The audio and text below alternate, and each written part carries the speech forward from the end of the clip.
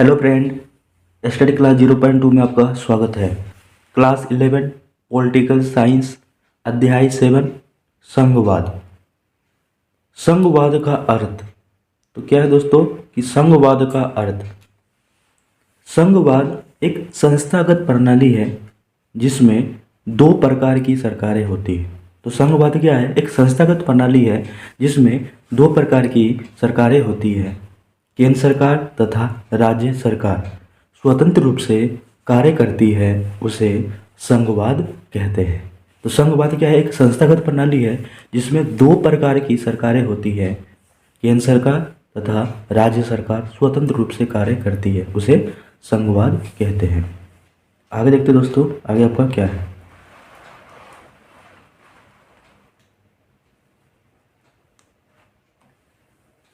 संघ सूची, राज्य सूची, समवर्ती सूची का वर्णन करें। संघ सूची, संघ सूची के विषयों पर केंद्र सरकार ही कानून बना सकती है। तो संघ सूची के विषयों पर केंद्र सरकार ही कानून बना सकती है।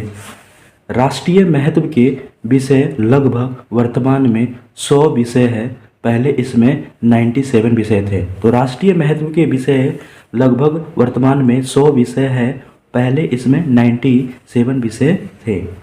अगला पॉइंट क्या है दोस्तों? जैसे विदेशी मामले, बैंकिंग, संचार और मुद्रा। तो विदेशी मामले, बैंकिंग, संचार और मुद्रा। राज्य सूची, राज्य सूची के विषयों पर केवल राज्य सरकार ही कानून बना सकती है। तो राज्य सूची के विषयों पर केवल राज्य सरकार ही कानून बना सकती है। साधारणतः क्षेत्रीय महत्व के विषय लगभग वर्तमान में 61 विषय है, पहले इसमें 66 विषय थे। जैसे पुलिस, न्याय, कृषि, सिंचाई, स्वास्थ्य आदि। पुलिस, न्याय, कृषि, सिंचाई, स्वास्थ्य आदि। नेक्स्ट,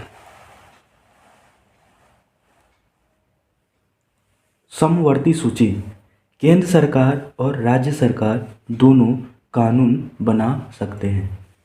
तो समवर्ती सूची में क्या है दोस्तों कि केंद्र सरकार और राज्य सरकार दोनों कानून बना सकते हैं। जब दोनों के कानून में टकराव हो तो केंद्र सरकार द्वारा बनाया कानून ही मान्य है। जब राज्य सरकार और केंद्र सरकार में जो टकराव होते हैं तो सर्वोपरि कानून किसका होगा? केंद्र सरकार का। पहले इसमें 47 विषय थे, वर्तमान में लगभग 52 विषय है। जैसे शिक्षा, वन, विवाह, मजदूर संघ आदि। शिक्षा, वन, विवाह, मजदूर संघ आदि। भारत में संघवाद, भारत के संविधान के अनुच्छेद 1 में भारत को राज्यों का संघ कहा गया है। बहुत ही इम्पोर्टेंट क्वेश्चन है दोस्तों कि भारत के संविधान के अनुच्छेद 1 में भारत को राज्यों का संघ कहा गया है। भारतीय संघवाद के अनुसार भारत में एक संघीय माने केंद्रीय सरकार और राज्य सरकार है। उसके बाद क्या दे रखा है दोस्तों? 28 राज्य व 8 केंद्र शासित प्रदेश की सरकारें अपने अपने विषय पर कार्य करती है। तो भारत के संविधान के अनुच्छेद 1 में भारत को राज्यों का संघ कहा गया है। भारतीय संघवाद के अनुसार भारत में एक संघीय सरकार और राज्य सरकार है। 28 राज्य, 8 केंद्र शासित प्रदेश की सरकार अपने अपने विषय पर कार्य करती है। भारतीय संविधान में सभी की शक्तियों का स्पष्ट बंटवारा दिया हुआ है या किया हुआ है। तो भारतीय संविधान में सभी की शक्तियों का स्पष्ट बंटवारा दिया हुआ है। अगला पॉइंट,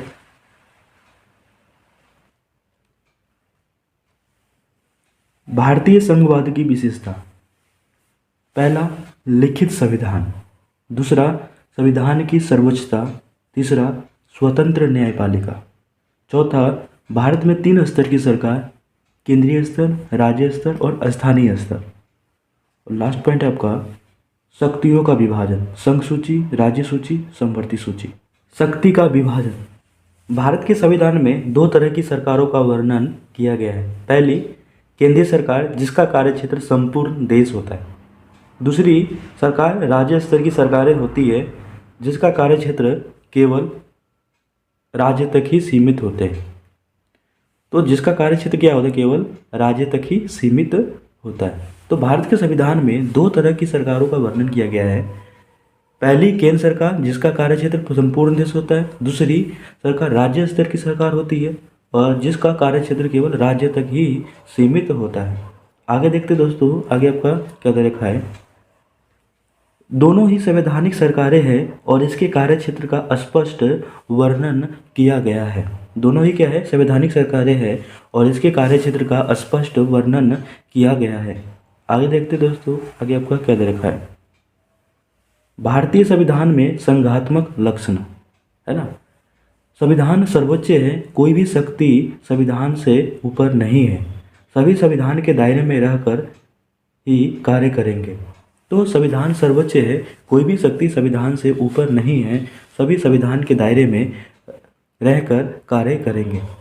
संविधान संशोधन प्रणाली, भारत में एक स्वतंत्र न्यायपालिका है जो सरकार को तानाशाह नहीं होने देता है।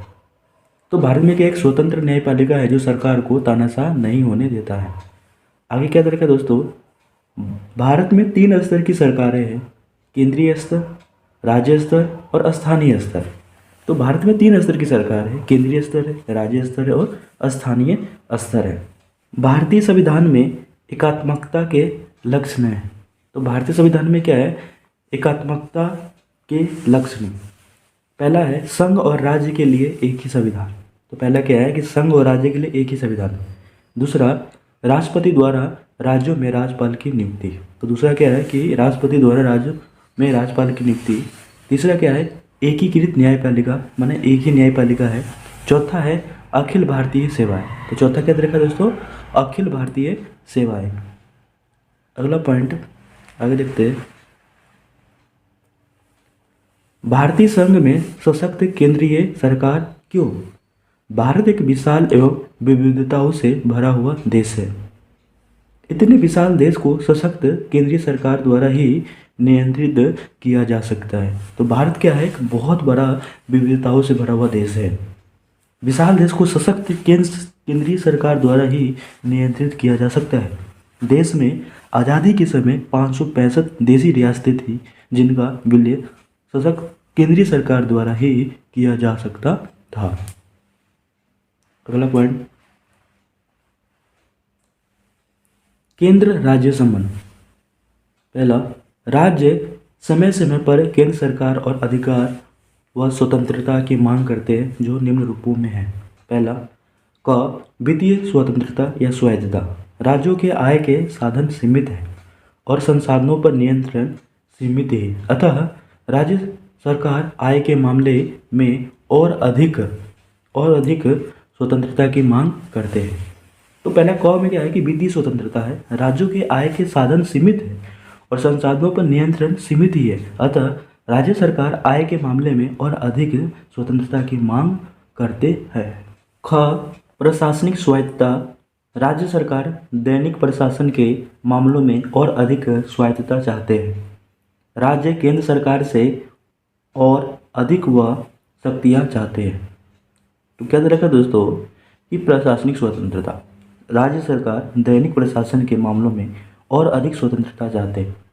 राज्य केंद्र सरकार से और अधिक वह शक्तियाँ चाहते हैं। ग सांस्कृतिक और भाषाई मुद्दे। काफ़ी राज्य हिंदी भाषा का विरोध करते हैं तथा उनके राज्य में प्रचलित भाषा को ही प्रोत्साहन देते हैं। तो काफ़ी राज्य क्या है, हिंदी भाषा का विरोध करते हैं और उनके राज्य में प्रचलित भाषा को ही प्रोत्साहन देते हैं। अगला पॉइंट, राज्यपाल की भूमिका तथा राष्ट्रपति शासन।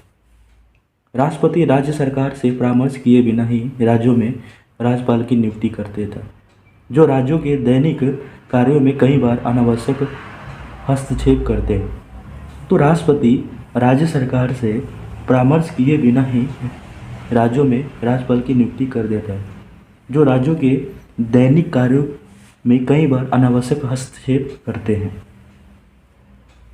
केंद्र सरकार राज्यपाल पर दबाव डाल करके राज्यों में अनुच्छेद 356 के माध्यम से राष्ट्रपति शासन लगा दिया जाता है। बहुत ही इम्पोर्टेंट है, अनुच्छेद 356 के माध्यम से राष्ट्रपति शासन लगा दिया जाता है।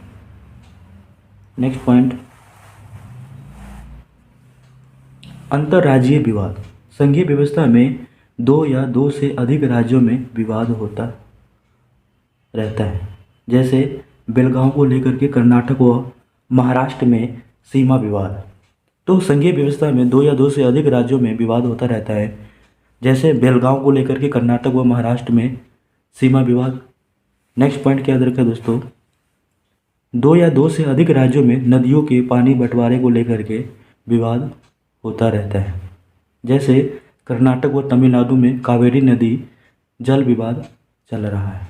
तो कर्नाटक में क्या है, तमिलनाडु में कावेरी नदी जल विवाद चल रहा है।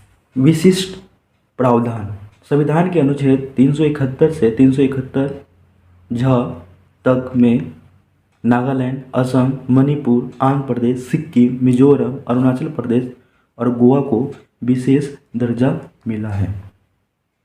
तो विशिष्ट प्रावधान क्या है, संविधान के अनुच्छेद 371 से 371 झ तक में नागालैंड, असम, मणिपुर, आंध्र प्रदेश, सिक्किम, मिजोरम, अरुणाचल प्रदेश और गोवा को विशेष राज्य का दर्जा मिला हुआ है। दोस्तों, अगर ये वीडियो आपको अच्छा लग रहा है, लाइक, सब्सक्राइब एंड शेयर कीजिएगा। जय हिंद, जय भारत।